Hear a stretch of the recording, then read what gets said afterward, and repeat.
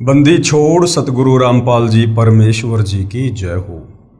परम पिता परमात्मा सारी सृष्टि के रचनहार कुल मालिक असंख्य ब्रह्मांडों के स्वामी जगत गुरु तीनों लोकों में प्रवेश करके सबका धारण पोषण करने वाले राजाधिराज आत्माधार नाथों के नाथ देवों के देव महादेव सर्वेश्वर महेश्वर मृत्युंजय अजरो अमर आदि अनादि सनातनी प्रभु जगत पिता जगदीश्वर श्री श्री 1008 की उपाधि के वास्तविक अधिकारी अकाल मूर्त शब्द स्वरूपी राम वासुदेव सर्वगतम्बरम परम पूज्य प्रथम पूज्य परम संत परम पुरुष परम धनी परम दयालु सत्य कबीर हक्का कबीर अल्लाहु कबीर अल्लाहु अकबर बाखबर अल्लाह ताला जगत के तारणहार जगत के मुक्तिदाता जगत के जगन्नाथ हारे के सहारे हिंदुओं के राम मुसलमानों के अल्लाह सिखों के वाहिगुरु ईसाइयों के मसीह दया के सागर दया निधि करुणा के सागर करुणा निधि स्वयंभू परिभू संकट मोचन कष्ट हरण मंगल करण दुख भंजन अविगत कबीर निर्विकार निर्विषम परमात्मा अलय अलेख सतगुरु आदि अनादि सतगुरु असली मर्यादा पुरुषोत्तम असली राम असली कृष्ण असली घनश्याम असली मुरारी राजाओं के राजा महाराजाओं के महाराजा शहंशाहों के शहंशाह सम्राटों के सम्राट भगवानों के भगवान अल्लाहों के अल्लाह प्रभुओं के प्रभु मसीहाओं के मसीह सच्चे वाहिगुरु बाबाओं के बाबा पीरों के पीर सेठों के सेठ जगत सेठ सावड़सा सेठ सर्वगुण संपन्न अनंत कोटि कलाओं के स्वामी अनंत कोटि ब्रह्मांडों के नायक योगियों में महायोगी ध्यानियों में महाध्यानी सिद्धों में परम सिद्ध ज्ञानियों में तत्व ज्ञानी ब्रह्म ज्ञानी महाज्ञानी परम ज्ञानी सर्वश्रेष्ठ ज्ञानी विज्ञानी युवा कबीर समर्थ कबीर ऐसमवात अमित ओजा सच्चे रहनुमा करीम अल्लाह सुभान अल्लाह दुनिया के अंतिम पैगंबर 8 सितंबर 1951 से गांव धनाना जिला सोनीपत हरियाणा भारतवर्ष की पावन भूमि पे प्रकट रियल कल्कि भगवान श्री नारायण साकार हरि श्री बाबा साहेब नूर अनंत परमात्मा सच्चे दरवेश सच्चे बाखबर संत श्रोमणी सतगुरु रामपाल जी परमेश्वर जी के चरण कमल में आप और हम सभी भाई बहनों का अनंत कोटि दंडवत प्रणाम।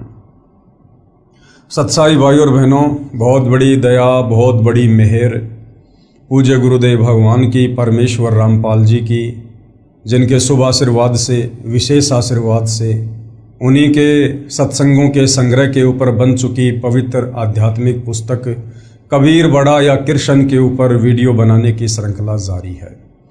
इसी श्रृंखला में आज हमारा ये 23वें नंबर का वीडियो है। इस पवित्र पुस्तक के प्रत्येक वीडियो से विशेषकर हिंदू समाज से जुड़े भगत भाई बहनों को अध्यात्म के विषय में भक्ति मार्ग के विषय में बहुत कुछ जानने और समझने को मिल रहा है, क्योंकि ये पवित्र पुस्तक कबीर बड़ा या कृष्ण चारों वेद पवित्र गीता जी और पुराणों के ज्ञान से मिश्रित है। यानी इन तमाम सदग्रंथों का निष्कर्ष निकालकर सतगुरु रामपाल जी ने इस पवित्र पुस्तक कबीर बड़ा या कृष्ण में डाला है। इस पुस्तक को धैर्यपूर्वक रुचि लेकर यदि आप पढ़ेंगे तो अवश्य आप जी अपने सदग्रंथों के विषय में उन सदग्रंथों में लिखी सच्चाई के विषय में भक्ति और भगवान के विषय में पूर्णतया सारा सच जान पाएंगे, जो सच आज तक हमारे तत्व ज्ञानहीन नादान गुरु हमें नहीं बता पाए। तो भाइयों और बहनों, इस पवित्र पुस्तक पर जो टॉपिक चल रहा है वो है जनता की अदालत। यानी जनता की अदालत में जज खुद जनता है, क्योंकि वर्तमान की जनता पढ़ी लिखी है, शिक्षित है, अपनी आंखों से सदग्रंथों में लिखी सच्चाई को देखकर निर्णय कर सकती है। मुकदमा है कि कबीर बड़ा या कृष्ण श्री कृष्ण उर्फ विष्णु की वकालत कर रहे हैं तमाम हिंदू धर्मगुरु आचार्य शंकराचार्य। उनका कहना है कि श्री कृष्ण जी ही पूर्ण परमात्मा है। श्री कृष्ण उर्फ विष्णु, इनके कोई माता पिता नहीं है, ये अजन्मा है, अविनाशी हैं, इन्होंने सारी सृष्टि को रचा है। दूसरी तरफ कबीर जी के वकील सतगुरु रामपाल जी ने जनता की अदालत में हिंदू धर्म ग्रंथों को दिखा दिखाकर ये साबित कर दिया कि श्री कृष्ण उर्फ विष्णु ये नाशवान है, इनका जन्म होता है, इनकी मृत्यु होती है, ये अविनाशी नहीं है। इनकी माता का नाम दुर्गा है, इनके पिता का नाम काल ब्रह्म है। अब भाइयों और बहनों, जनता की अदालत में शिक्षित जनता अपनी आंखों से अपने ही हिंदू धर्म ग्रंथों में लिखी सच्चाई को देखकर अध्यात्म से परिचित हो रही है और अध्यात्म को और ज्यादा जानने की रुचि उनमें जो है उत्पन्न हो रही है। और इसी रुचि के तहत सतगुरु रामपाल जी से जनता तरह तरह के सवाल कर रही है और प्रत्येक सवाल का सतगुरु रामपाल जी प्रमाणित जवाब भी दे रहे हैं। इस विषय में सतगुरु रामपाल जी ने एक कथा सुनाई दिल्ली के बादशाह राजा सिकंदर लोदी की, जो लगभग 650 साल पहले दिल्ली के सम्राट थे। उनको किस प्रकार से असाध्य जलन का रोग हो गया था। उस रोग को ना कोई हिंदू धर्म गुरु ठीक कर पाया, ना मुसलमान धर्म का कोई पीर और औलिया उसको ठीक कर पाया। उसके बाद राजा सिकंदर लोदी कबीर जी के चरणों में नतमस्तक हुआ। उसके बाद कबीर जी ने अपने आशीर्वाद मात्र से उनके जलन का असाध्य रोग ठीक किया और दिल्ली के बादशाह सिकंदर लोदी ने कबीर जी से नाम उपदेश लिया, उनके शिष्य बने। और उसके बाद दिल्ली का बादशाह सिकंदर लोदी कबीर जी से इस काल ब्रह्म को लेकर कुछ सवाल जवाब करता है और कबीर परमेश्वर किस प्रकार से उनको जवाब देते हैं। पवित्र पुस्तक कबीर बड़ा या कृष्ण, बादशाह सिकंदर की शंकाओं का समाधान। बादशाह सिकंदर ने सवाल किया। बादशाह सिकंदर लोदी ने कबीर अल्लाह से पूछा, हे परवरदिगार, ये ब्रह्म काल कौन शक्ति है? ये काल कहो, चाहे ब्रह्म कहो, चाहे ज्योति निरंजन कहो, चाहे ब्रह्मा विष्णु महेश का पिता कहो, चाहे दुर्गा का पति कहो, ये एक ही है। तो सिकंदर ने पूछा कि हे परवरदिगार, ये ब्रह्म अर्थात काल कौन शक्ति है? ये सभी के सामने क्यों नहीं आता?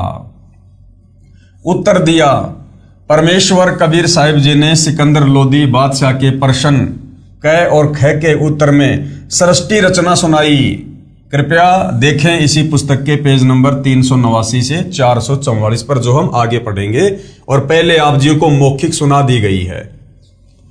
क्या बाबा आदम जैसे महापुरुष भी इसी के जाल में फंसे थे? अब सिकंदर लोदी ने पूछा कि जिस प्रकार ये हिंदू धर्म के जाने माने संत महात्मा ऋषिजन आचार्य शंकराचार्य ये सारे के सारे आप जी कह रहे हो कि ये काल ब्रह्म के जाल में फंसे हुए थे, तो क्या हमारे धर्म में जो बाबा आदम था, क्या वो भी इसी काल ब्रह्म के जाल में फंसा हुआ था?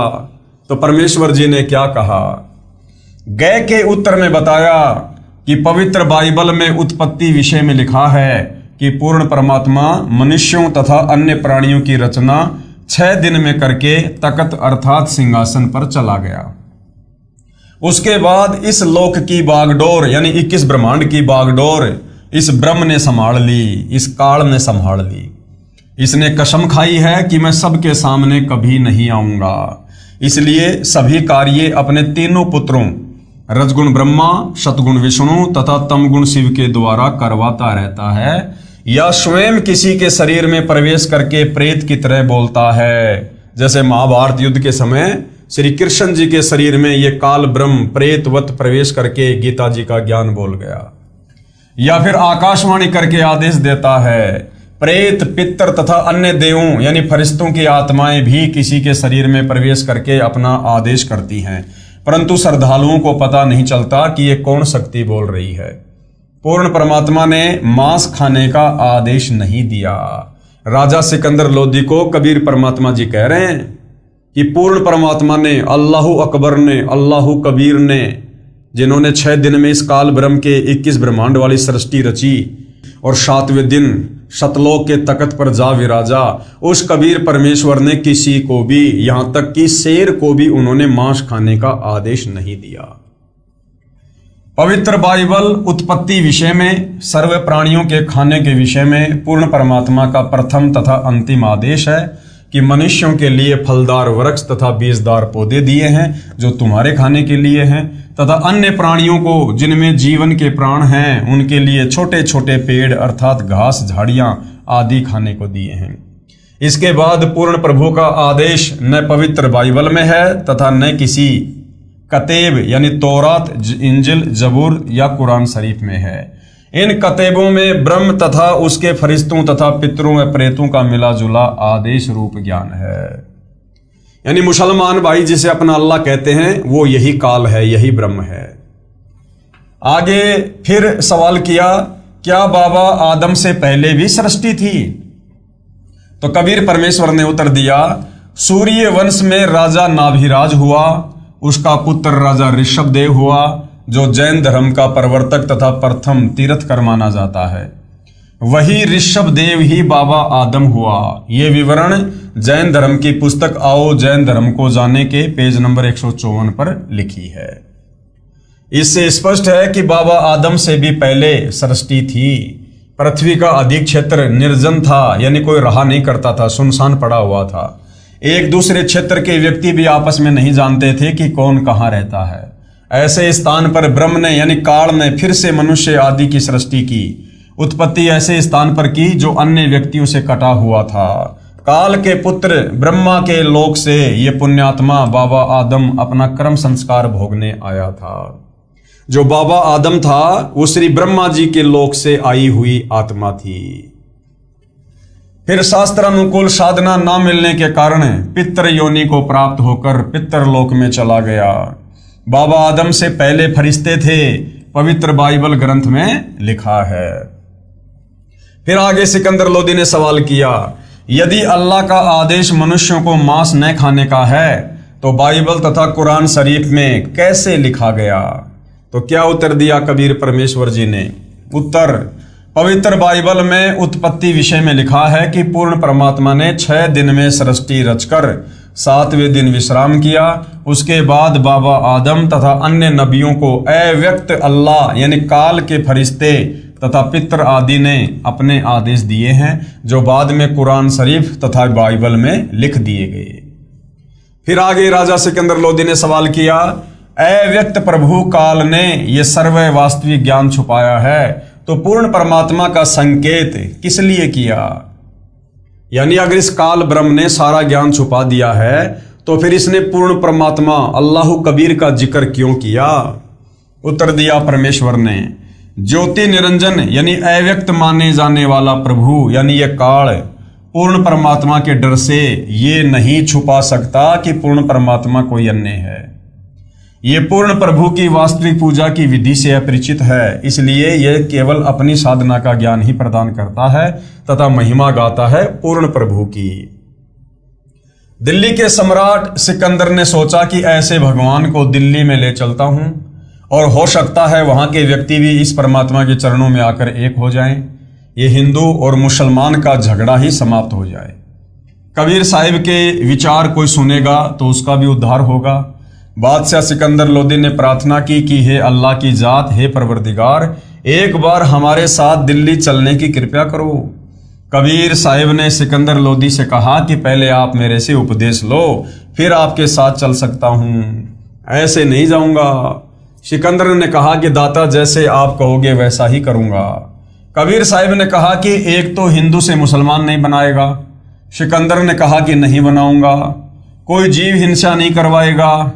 सिकंदर ने कहा प्रभु मैं जीव हिंसा नहीं करूंगा तथा न किसी को जीव हिंसा करने के लिए कहूंगा, परंतु ये मुल्ला तथा काजी मेरे बस से बाहर हैं।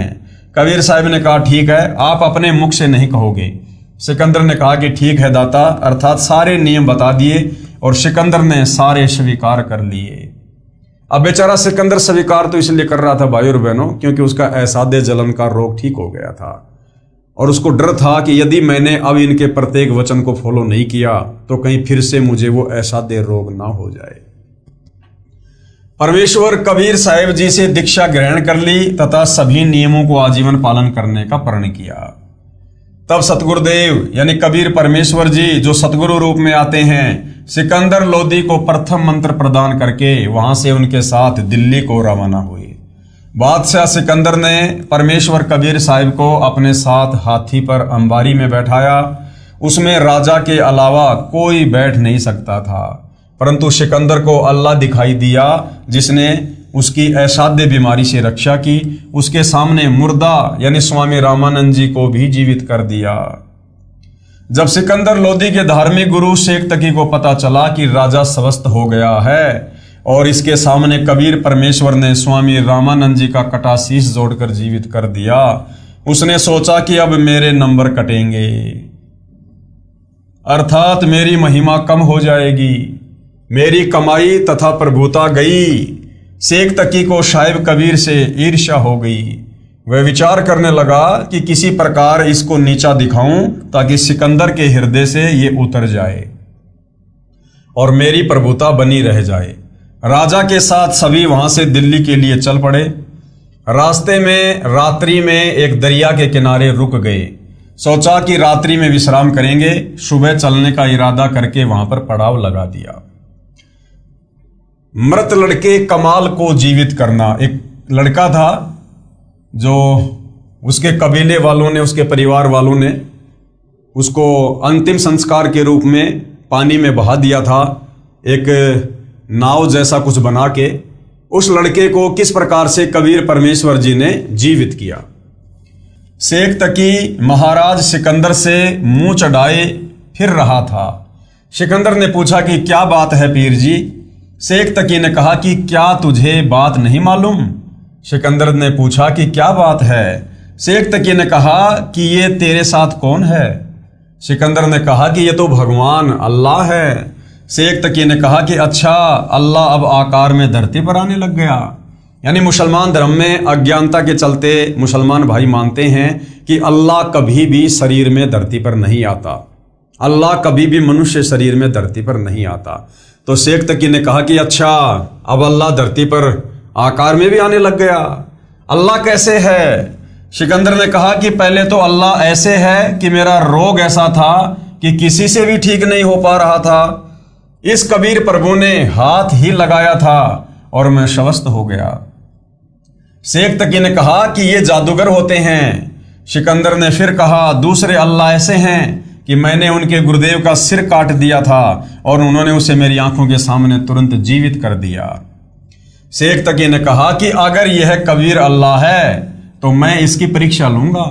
यदि कबीर जी मेरे सामने कोई मुर्दा जीवित करे तो इसे अल्लाह मान लूंगा, नहीं तो दिल्ली जाकर मैं पूरे मुसलमान समाज को कह दूंगा कि ये राजा काफिर हो गया है, अर्थात हिंदू को अपना गुरु बना लिया।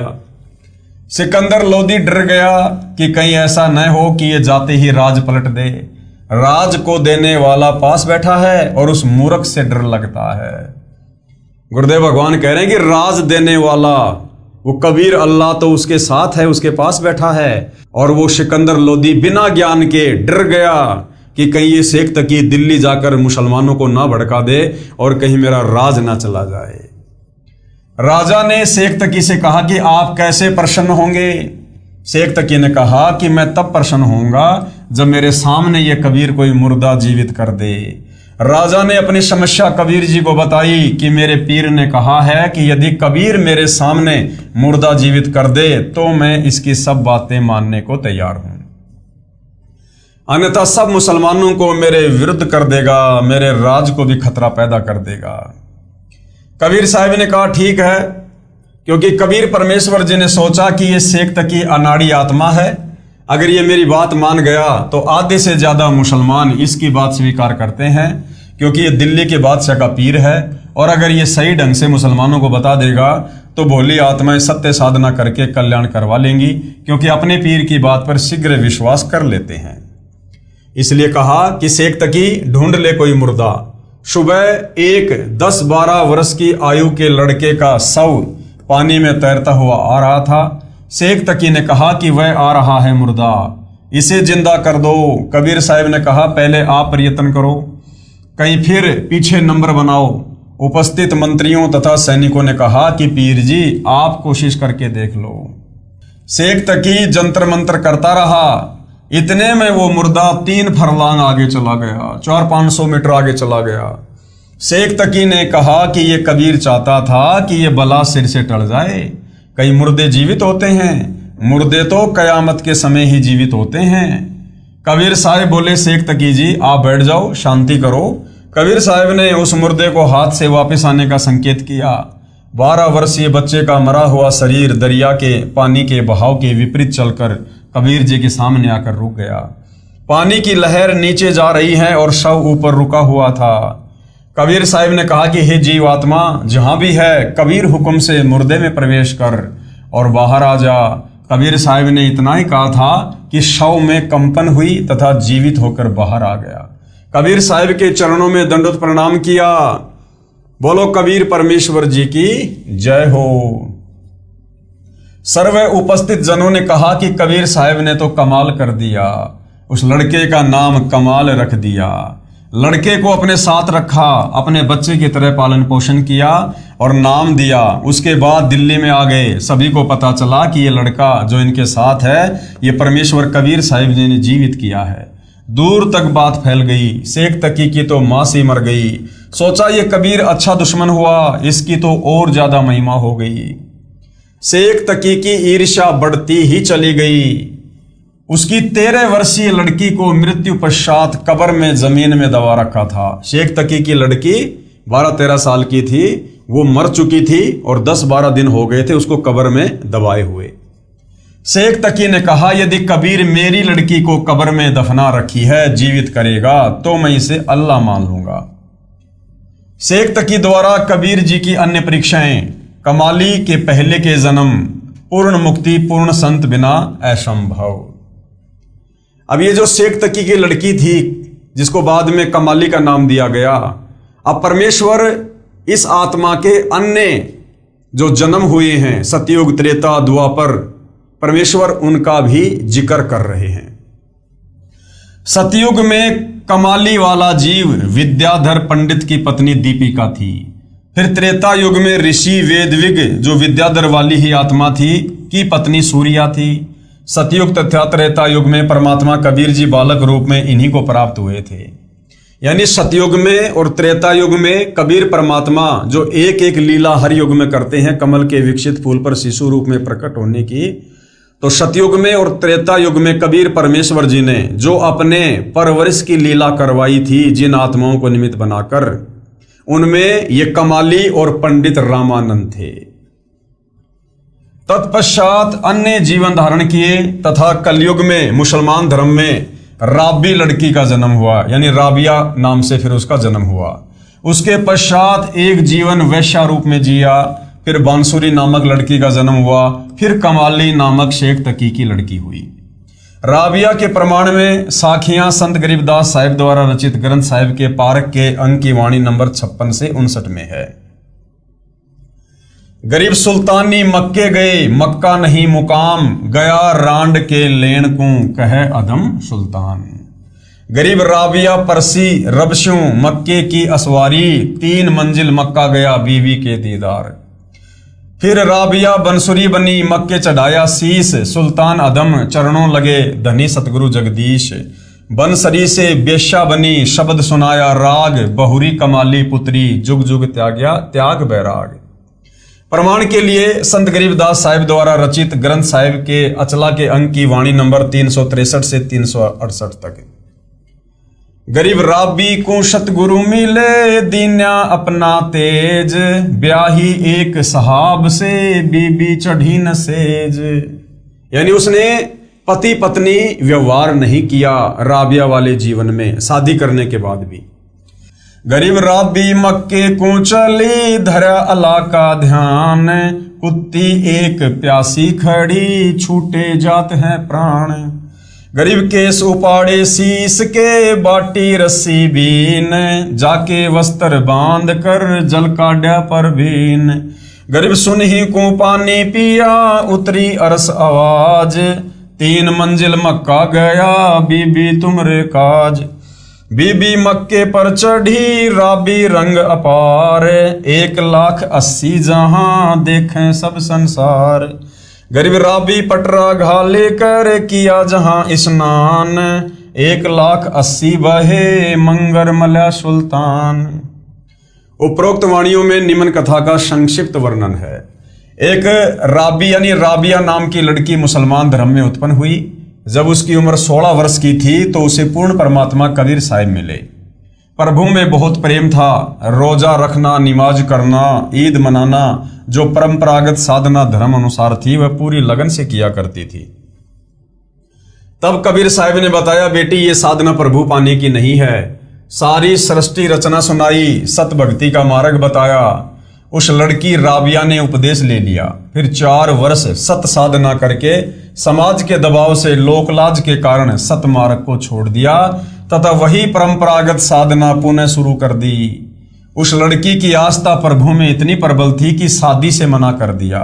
माता पिता रोने लग गए कि जवान लड़की को घर पर कैसे रखें। माता पिता को आवश्यकता से अधिक परेशान देखकर राबिया ने शादी की स्वीकृति दे दी। उस लड़की राबिया की शादी एक बहुत बड़े साहेब यानी अधिकारी से हुई, परंतु अपने पति से स्पष्ट कह दिया कि मैं संतान उत्पत्ति नहीं करूंगी। मैंने तो मेरे माता पिता के विशेष दबाव तथा समाज शर्म के कारण शादी की है। यदि आप मेरी बात स्वीकार नहीं करोगे तो मैं आत्महत्या कर लूंगी। ये मेरा अंतिम फैसला समझो। मैं केवल प्रभु भक्ति करके आत्म कल्याण चाहती हूँ। राबिया के पति ने सोचा, क्यों मैं इस भगत आत्मा को दुखी करूं और पाप का भागी बनूं। सोच विचार करके कहा कि राबिया, जिस प्रकार आपने समाज का डर था, ऐसे ही मेरा भी अपना एक समाज है। आपको समाज की दृष्टि में मेरी पत्नी के रूप में रहना पड़ेगा। मेरी दृष्टि में आप मेरी बहन होंगी। तुझे घर से बाहर नहीं जाने दूंगा। आप भजन भक्ति करो, कहो तो आपके लिए 2 नौकरानी छोड़ देता हूं। राबिया बहुत प्रसन्न हुई तथा कहा कि हे प्रभु, आपने मेरी बड़ी सुनी। उस दिन के बाद राबिया मुसलमान धर्म में प्रचलित साधना करती रही। मुसलमान धर्म में जन्म था। ईद और बकरीद, रोजे आदि श्रद्धा से करती थी। जब 50 वर्ष से ऊपर की आयु हो गई तब अपने पति से कहा कि कहते हैं कि मक्का में जाना अति आवश्यक होता है। अब न जाने प्राण कब निकल जाएं। एक बार मैं हज करना चाहती हूँ। उसके पति ने कहा कि आप जा सकती हो, कहो तो आपके लिए कोई ऊंट की व्यवस्था करवा देता हूँ। राबिया ने कहा कि मैं पैदल यात्रा करूंगी, अन्य भी बहुत यात्री जा रहे हैं। उसके पति ने कहा कि आप जा सकती हो। राबिया ने मक्के में हज के लिए प्रस्थान किया। रास्ते में देखा एक कुतिया बहुत प्यासी थी। वह कुतिया कभी राबिया के पैरों की ओर दौड़कर आ रही थी, कभी कुएं की ओर जा रही थी। राबिया समझ गई कि ये कुतिया बहुत प्यासी है, साथ में इसके छोटे छोटे बच्चे भी नजर आ रहे हैं। इसको जल प्राप्त नहीं हुआ तो ये प्राण त्याग जाएगी, इसके बच्चे भी मर जाएंगे। भगत आत्मा में दया बहुत होती है। राबिया कुएं पर गई, वहां देखा न वहां बाल्टी थी और ना कोई रस्सा था। आसपास कोई गांव भी नजर नहीं आ रहा था।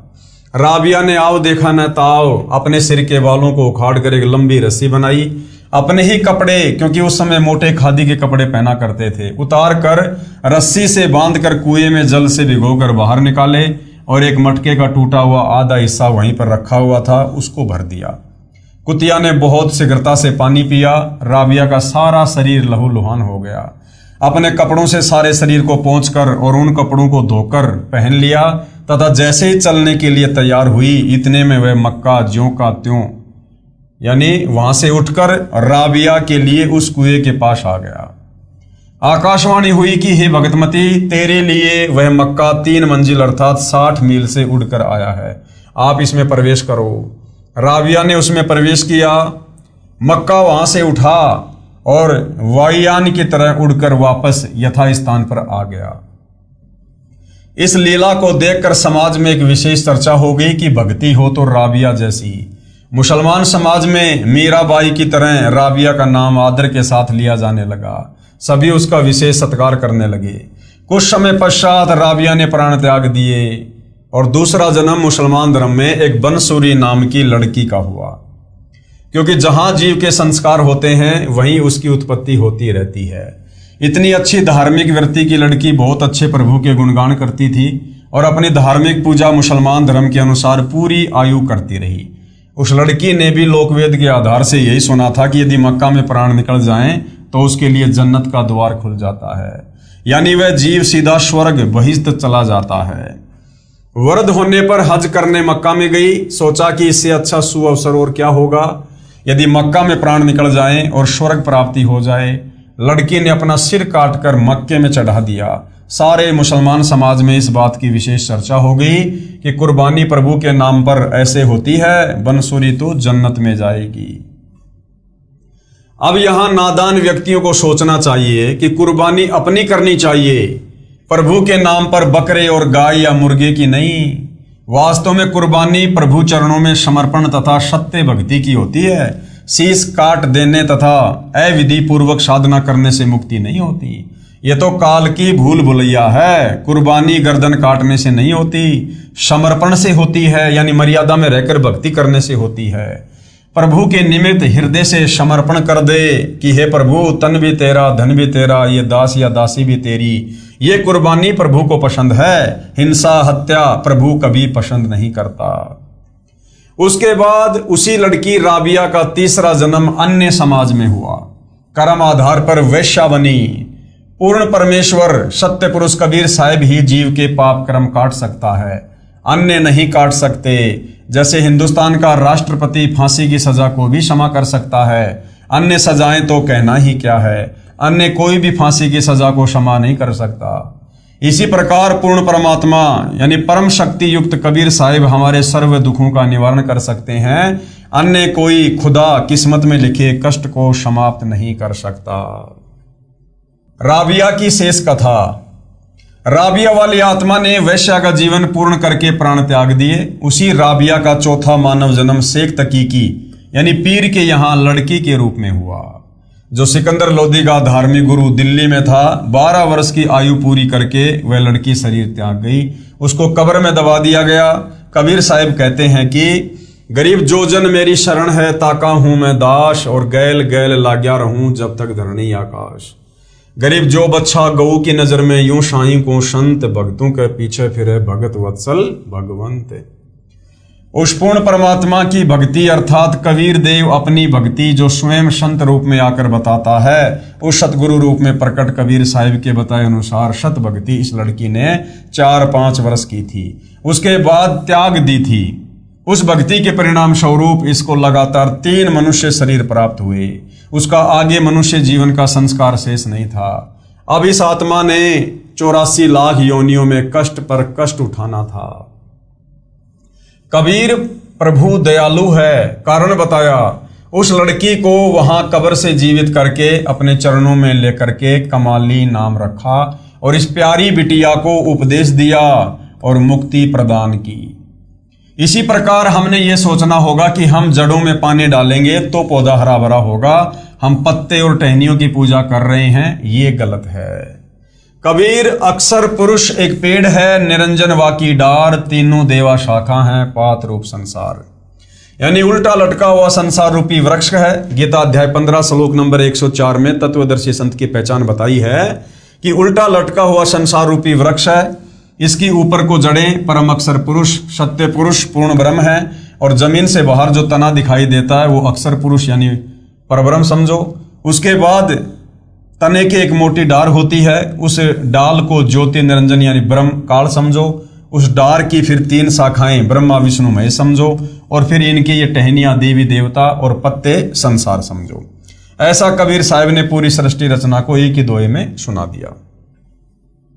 उसके बाद शेख तकी की मृत लड़की कमाली को जीवित करना, यानी कमाली नाम तो फिर उसका बाद में पड़ा। शेख तकी ने देखा कि यह कबीर तो किसी प्रकार भी काबू नहीं आ रहा। तब शेख तकी ने जनता से कहा कि यह कबीर तो जादूगर है, ऐसे ही जंत्र मंत्र दिखाकर इसने बादशाह सिकंदर की बुद्धि भ्रष्ट कर रखी है। सारे मुसलमानों से कहा कि तुम मेरा साथ दो वरना बात बिगड़ जाएगी। बोले मुसलमानों ने कहा पीर जी हम तेरे साथ हैं, जैसे तू कहेगा ऐसे ही करेंगे। शेख तकी ने कहा इस कबीर को तब प्रभु मानेंगे जब मेरी लड़की को जीवित कर देगा जो कब्र में दबी हुई है। पूज्य कबीर साहिब से प्रार्थना हुई। कबीर साहिब ने सोचा ये नादान आत्मा ऐसे ही मान जाए, क्योंकि ये सभी जीव आत्माएं कबीर साहिब के बच्चे हैं। ये तो काल ने धर्म का हमारे ऊपर कवर चढ़ा रखा है, एक दूसरे के दुश्मन बना रखे हैं। शेख तकी की लड़की का शव कब्र में दबा रखा था। शेख तकी ने कहा कि यदि मेरी लड़की को जीवित कर दे तो मैं इस कबीर को अल्लाह स्वीकार कर लूंगा और सभी जगह ढिंढोरा पिटवा दूंगा कि ये कबीर जी भगवान है। कबीर साहिब ने कहा कि ठीक है। वह दिन निश्चित हुआ। कबीर साहिब ने कहा कि सभी जगह सूचना दे दो, कहीं फिर किसी को शंका न रह जाए। हजारों की संख्या में वहां पर भगत आत्मा दर्शनार्थ एकत्रित हुई। कबीर साहिब ने कब्र खुदवाई, उसमें एक 12-13 वर्ष की लड़की का शव रखा हुआ था। कबीर साहिब ने शेख तकी से कहा कि पहले आप जीवित कर लो। सभी उपस्थित जनों ने कहा कि महाराज जी यदि इसके पास कोई ऐसी शक्ति होती तो अपने बच्चे को कौन मरने देता है। अपने बच्चे की जान के लिए व्यक्ति अपना तन मन धन लगा देता है। हे दीनदयाल आप कृपया करो। पूज्य कबीर परमेश्वर ने कहा कि हे शेख तकी की लड़की जीवित हो जा। 3 बार कहा लेकिन लड़की जीवित नहीं हुई। शेख तकी ने तो भंगड़ा पा दिया, नाचे कूदे कि देखा न पाखंडी का पाखंड पकड़ा गया। कबीर साहब उसको नचाना चाहते थे कि इसको नाचने दो। कबीर राज त्यागना सहज है, सहज त्रिया का ने, मान बढ़ाई ईर्ष्या दुर्लभ तजनाई। मान बढ़ाई ईर्ष्या की बीमारी बहुत भयानक है।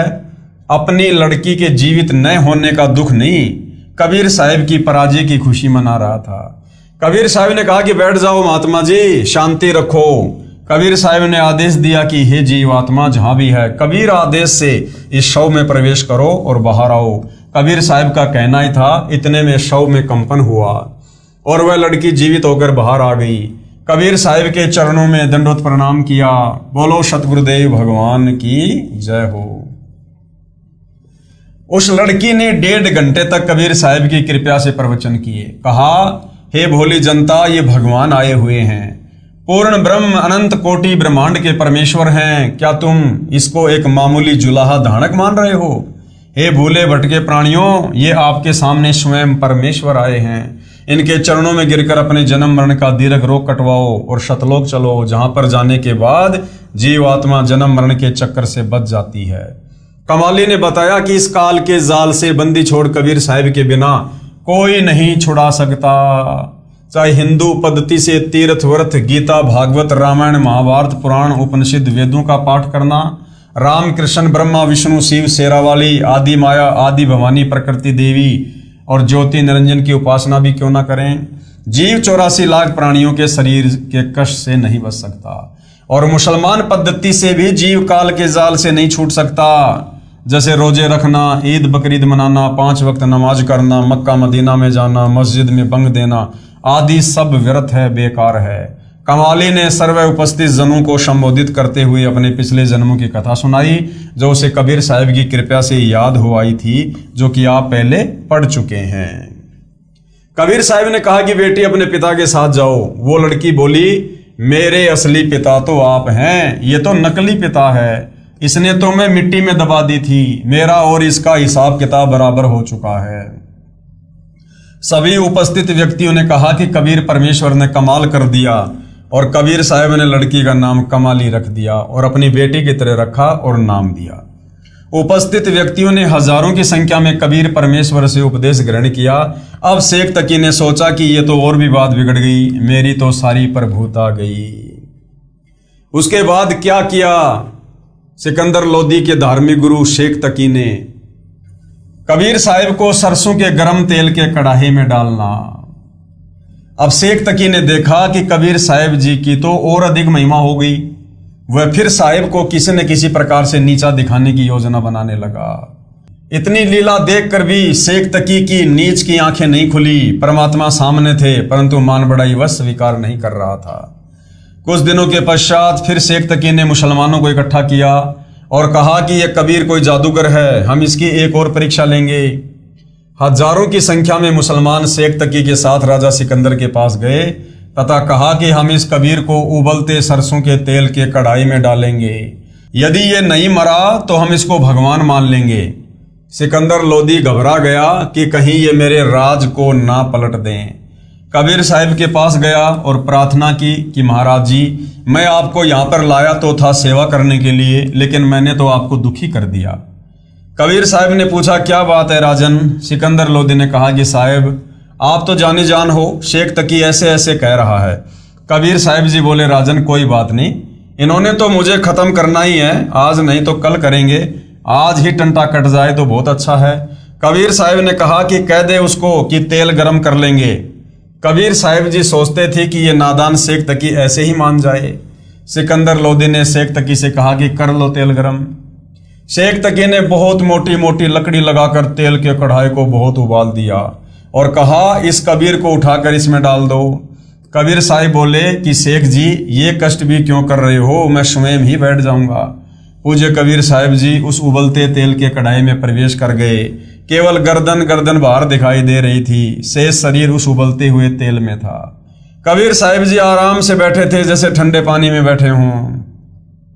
शेख तकी ने कहा, यह जंतर मंत्र जानता है, इसने इस तेल को ठंडा कर दिया है, ये वैसे उबलता हुआ दिखाई दे रहा है। सिकंदर लोदी ने सोचा कि कहीं सचमुच ये ठंडा हो गया हो। सिकंदर ने परीक्षण के लिए उस उबलते हुए तेल के कढ़ाई में उंगली देनी चाहिए। कबीर साहब ने कहा कि राजा इसमें उंगली मत देना, कहीं इस बावड़ी बूंच के चक्कर में आकर हाथ नष्ट करवा ले, ये इतना गर्म है कि उंगली ढूंढी नहीं मिलेगी। सिकंदर ने सोचा कि जब कबीर साहब जी तेल में बैठे तो मुझे क्या होगा। ये सोचकर मना करते करते उस उबलते हुए तेल के कढ़ाई में उंगली दे दी। जितनी उंगली तेल में गई थी उतनी कटकर अलग हो गई और राजा दर्द के मारे बेहोश हो गया। कबीर साहब ने सोचा कि यह नादान बादशाह इस ईर्ष्यालु शेख तकी के चक्कर में मरेगा। कबीर साहब तेल के कढ़ाई से बाहर आए, सिकंदर को होश में लाया गया। इतनी पीड़ा थी कि फिर बेहोश हो गया। कबीर साहब ने उंगली को पकड़कर पूरा कर दिया। बादशाह सिकंदर सचेत हो गया। सिकंदर ने क्षमा याचना करते हुए कहा कि मुझे माफ कर दो दाता, मेरे से गलती हो गई। कबीर साहब ने कहा कि राजन आपका दोष नहीं है, काल नहीं चाहता कि मेरे बच्चे मुझे पहचान लें। उसके बाद फिर शेख तकी ने और परीक्षा ली कबीर परमेश्वर जी की, और इस प्रकार से कुल 52 प्रकार की परीक्षाएं 650 साल पहले कबीर परमेश्वर जी के साथ की गई। शेख तकी द्वारा कबीर साहब को गहरे कुएं यानी झेरे कुएं में डालना। शेख तकी ने देखा कि ये तो ऐसे भी नहीं मरा, मुसलमानों को पुनः इकट्ठा किया और कहा कि अब की बार इस कबीर को कुएं में डालकर ऊपर से मिट्टी, ईंटें और रोड़े डाल देंगे, तब देखेंगे ये कैसे बचेगा। भोली जनता तो जैसे पीर जी कहें वैसे ही करने को तैयार थी। शेख तकी ने सिकंदर लोदी से कहा कि हम इसकी एक और परीक्षा लेंगे।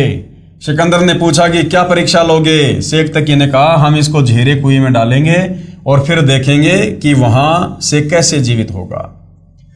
अब इतनी लीला देखकर भी राजा का अपने मालिक खुदा कबीर पर विश्वास नहीं बना, नहीं तो धमका देता कि जा कर ले तूने जो करना है, मैं नहीं दुखी करूं अपने भगवान को। फिर देखता उसका राज्य जाता या और मौज हो जाती। राजा ने सोचा कहीं मेरा राज्य ना चला जाए। सिकंदर लोदी राजा ने साहिब से प्रार्थना की कि ये शेख तकी तो नहीं मानता और आज ऐसे ऐसे जिद किए हुए है। पूज्य कबीर साहिब जी ने कहा ठीक है, कर लेने दो इसको जो ये करे, मेरा भी टंटा कटे, मैं भी दुखी हो लिया, कह दे कि तूने जो करना है कर ले। शेख तकी कबीर साहिब जी को बांध जूड़ कर ले गया, यानी राजमहल से ही कबीर परमात्मा जी को रस्सियों में बांध कर लेकर गए और जाकर गहरे झेरे कुएं में डलवा दिया। वहां पर हजारों व्यक्तियों को इकट्ठा किए हुए था। बहुत गहरा अंधा कुआं जिसमें पानी गंदा और थोड़ा सा पड़ा था और ऊपर से मिट्टी, कांटेदार छड़ी, गोबर, ईंट आदि से 150 फुट ऊंचा पूरा भर दिया। फिर शेख तकी हाथ मुंह धोकर सिकंदर लोदी के पास गया तथा कहा कि राजा कर दिया तेरे शेर को समाप्त। उसके ऊपर इतनी मिट्टी डाल दी कि अब किसी भी प्रकार बाहर नहीं आ सकता। सिकंदर लोदी ने पूछा पीर जी आप किसकी बात कर रहे हो। शेख तकी बोला कि तेरे गुरुदेव कबीर की, उसको आज हमने समाप्त कर दिया। सिकंदर ने कहा कि पीर जी पूज्य कबीर साहब जी तो अंदर कमरे में बैठे हैं, वे तो कहीं पर गए ही नहीं। शेख तकी ने अंदर जाकर देखा तो पूज्य कबीर साहब अंदर कमरे में आसन पर आराम से बैठे थे। शेख तकी की तो और ज्यादा ईर्ष्या हो गई कि यह कबीर तो मारे से नहीं मर रहा, अब क्या किया जाए। अन्य समझदार व्यक्ति तो मान गए, हजारों ने उपदेश लिया, प्रभु कबीर जी के शिष्य बने, परंतु वह शेख तकी दुष्ट नहीं माना। अब राजा सिकंदर लोदी को कबीर परमात्मा इस प्रकार के चमत्कार या लीला कहिए दिखा दिखा के दृढ़ करना चाहते थे, लेकिन कबीर परमेश्वर जी का ज्ञान ना समझ पाने के कारण राजा उल्टा डर और भय में जी रहा था। साथ ही जनता की अदालत में सतगुरु रामपाल जी इस प्रकार के ढेरों प्रमाण दिखा दिखाकर जनता को भी और श्री कृष्ण उर्फ विष्णु जी के तमाम वकील हिंदू धर्म गुरुओं को भी ये बताना चाह रहे हैं कि कबीर ही परमेश्वर है, वो अविनाशी है, अकाल मूर्त है, वो कभी किसी के द्वारा मारा नहीं जा सकता है। शाह तकी नहीं लखी निरंजन चाल रे, इस पर्चे ते आगे मांगे जवाल रे। शेख तकी बंदी छोड़ कबीर परमेश्वर की महिमा को नहीं समझ पाया। उसको चाहिए था कि भगवान के चरणों में गिरकर क्षमा याचना करता तथा अपना आत्म कल्याण करवाता, परंतु मान बड़ा वश होकर साहिब का दुश्मन बन गया। शेख तकी ने और भी बहुत से जुल्म किए। कबीर साहब काशी लौट गए। फिर और क्या किया शेख तकी ने कबीर परमेश्वर जी को आम व्यक्ति समझकर? शेख तकी द्वारा कबीर साहब को गुंडों से मरवाने की निष्फल कुचेष्टा। कबीर साहब के काशी आने के बाद शेख तकी ने सोचा कि यह कबीर तो किसी भी प्रकार नहीं मर रहा। वह कबीर साहब को मारने के लिए रात्रि के समय कुछ गुंडों को साथ लेकर कबीर साहब की झोपड़ी पर गया। कबीर साहब सो रहे थे, लीला कर रहे थे परमात्मा, उन्होंने क्या सोना था। शेख तकी ने गुंडों से कहा कि इसके टुकड़े टुकड़े कर दो। गुंडों ने तलवार से पूज्य कबीर साहब जी के टुकड़े टुकड़े कर दिए और अपनी तरफ से मरा हुआ जानकर चल पड़े। जब वे झोपड़ी से बाहर निकले तो पीछे से कबीर साहब ने उठकर कहा कि पीर जी दूध पीकर जाना, ऐसे थोड़े जाते हैं। शेख तकी व उसके गुंडों ने सोचा कि ये भूत है, वहां से भाग गए। उन गुंडों को तो बुखार हो गया, कई दिन तक बुखार नहीं उतरा। फिर साहिब कबीर उनके पास गए और उनको ठीक किया तथा कहा कि ये पीर तुम्हें मरवा कर छोड़ेगा, ये तुम्हें गुमराह कर रहा है। तब उन्होंने कबीर साहब से क्षमा याचना की।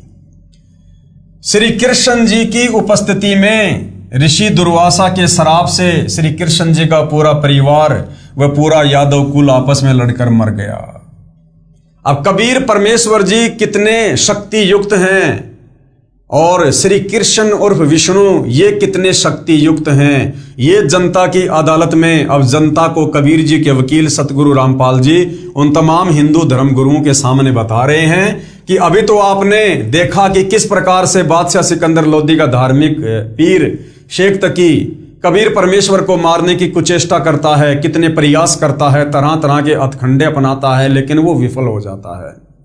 क्योंकि कबीर परमात्मा अविनाशी हैं, उनका शरीर हाड़ मांस का नहीं है, उनका शब्द रूप है।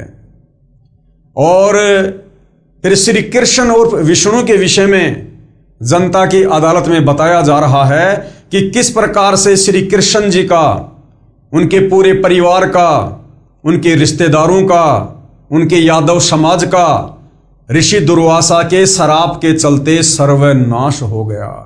56 करोड़ यादव, जिनमें श्री कृष्ण और उनका पूरा परिवार भी शामिल था, आपस में कट कट करके मर गए एक दुर्वासा ऋषि के शराप के कारण। और उधर शेख तकी, उसने इतने जुल्म किए, वो कबीर परमेश्वर का बाल भी बाका नहीं कर पाया। तो कबीर बड़ा या कृष्ण, यही समझाया जा रहा है जनता की अदालत में। तो कबीर जी के वकील सतगुरु रामपाल जी कह रहे हैं कि श्री कृष्ण जी की उपस्थिति में ऋषि दुर्वासा के शराप से श्री कृष्ण जी का पूरा परिवार व पूरा यादव कुल आपस में लड़कर मर गया।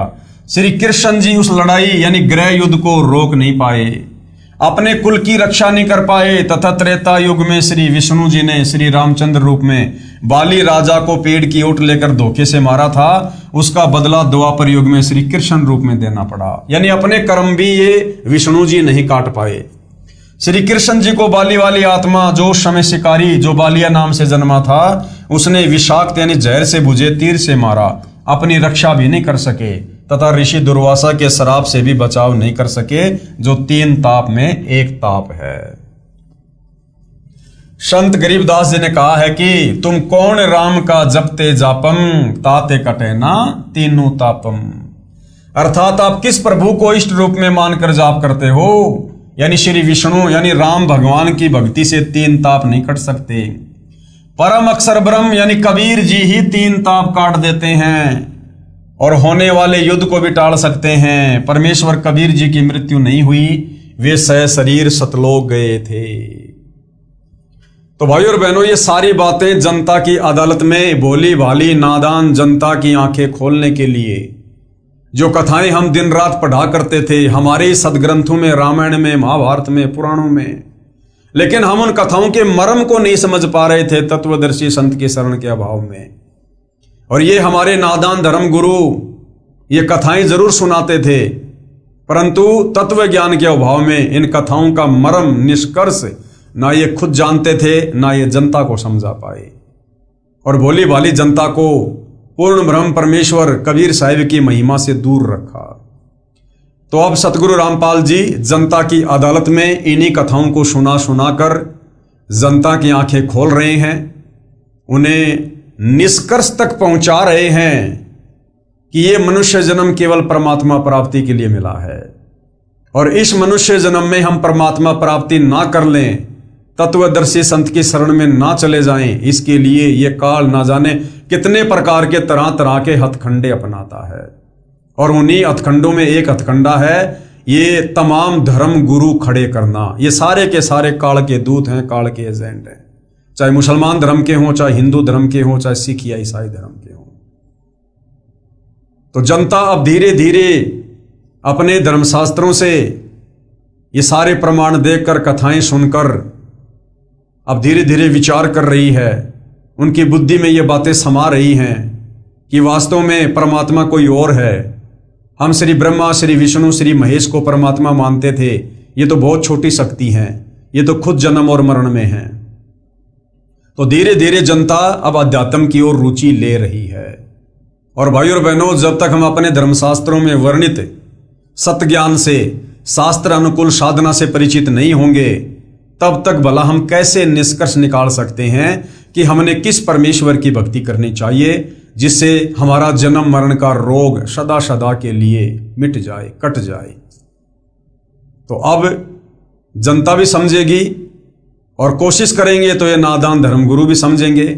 अन्यथा जनता शिक्षित है, इन नादान धर्मगुरुओं को छोड़कर, इनको फटकार कर जगत गुरु तत्वदर्शी सतगुरु रामपाल जी की शरण में आएगी और अपनी आत्मा का कल्याण करवाएगी। और जो नादान इतने सारे प्रमाण देखकर भी नहीं मानेंगे, वो फिर अपनी अंत में दुर्गति ही करवाएंगे। फिर वो लक 84 योनि में जाएंगे, नरक में गिरेंगे, तपस्या का कष्ट भोगेंगे या अन्य प्राणियों की योनियों में जन्म लेकर तरह तरह की पीड़ा भोगने पर मजबूर होंगे। तो भाई और बहनों, ये सिलसिला इसी प्रकार से चलता रहेगा।